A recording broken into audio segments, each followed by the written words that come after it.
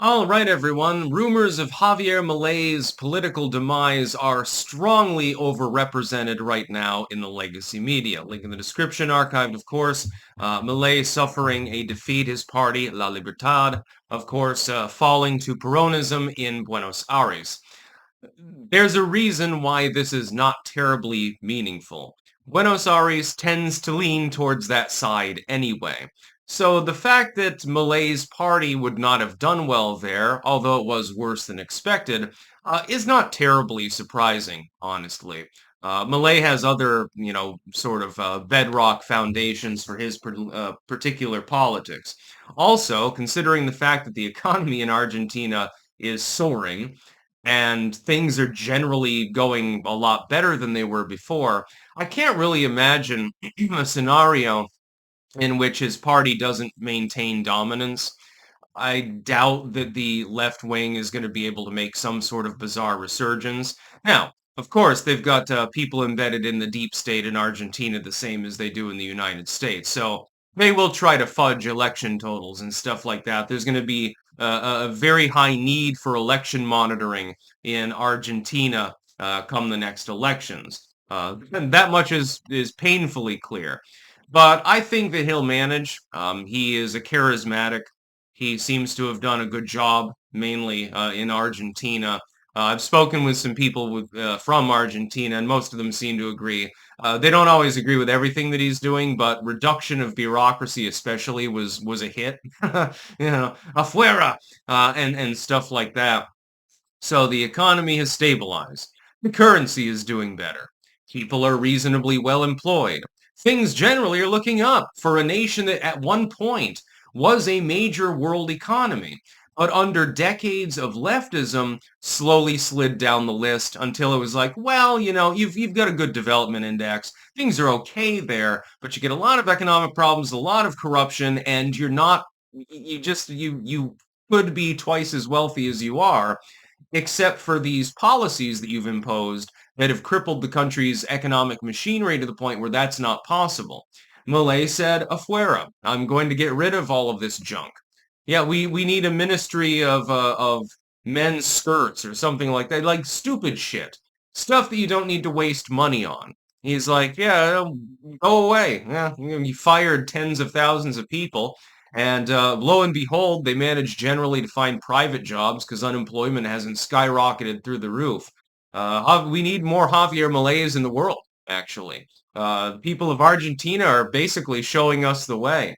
Javier Milei is a great guy. Also, it was hysterical. That one time when he met Donald Trump, he's like, President! And he's like hamming it up. And it was the one time that Donald Trump looked semi-uncomfortable in an interpersonal interaction. It was very, very funny. He's like, yeah, okay, yeah, great guy. All right. Hey, I got things to do. It was very, very funny. If I could have a beer with any politician, I think Javier Milei would probably be the one I would choose.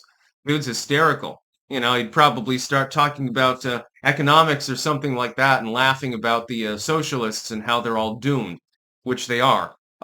He's done a good job for the nation of Argentina, all things told. It's more stable than it was, far more stable. Its currency has stabilized too. What more can you really ask? I mean, Argentina doesn't have a huge crime problem.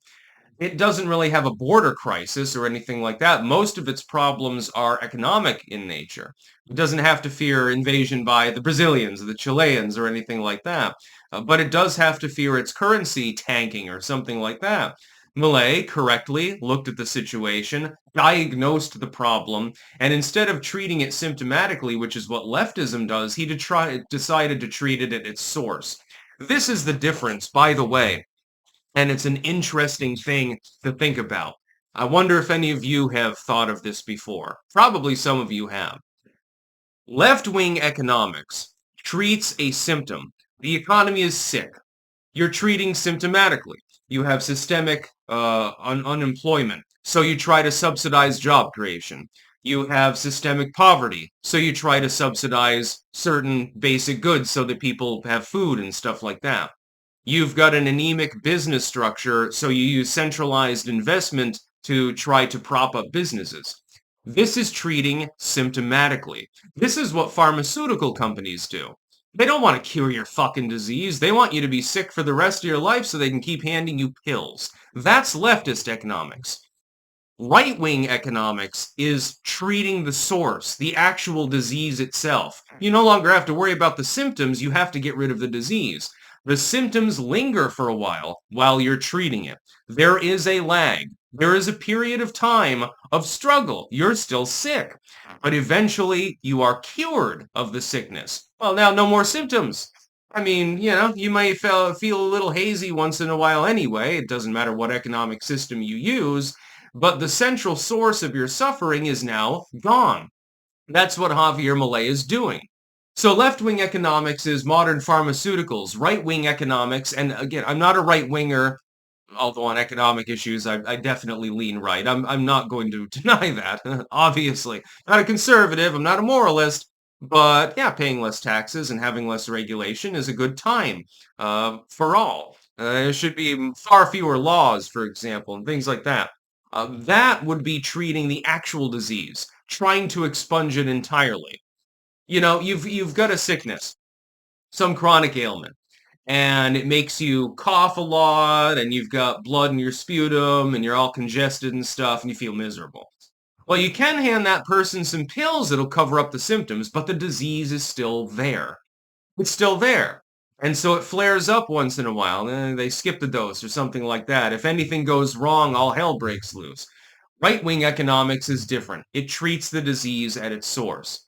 And this is an argument, by the way, that should be made by more people that happen to tack more in the right-wing direction with regards to economic issues, because that's a powerful argument.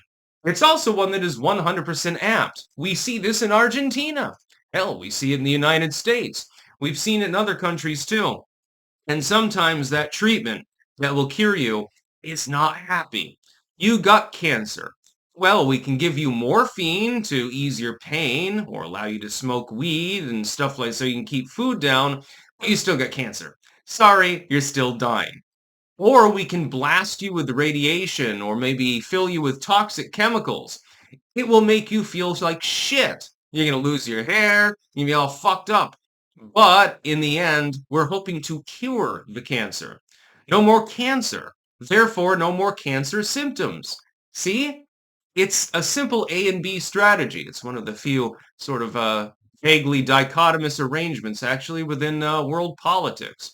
Milei has done a good job. He's refusing to back down. He's doubled down. He's saying, no, I'm not going to change anything. I'm going to keep up with my policies. Fuck you. That's about all. Peace out.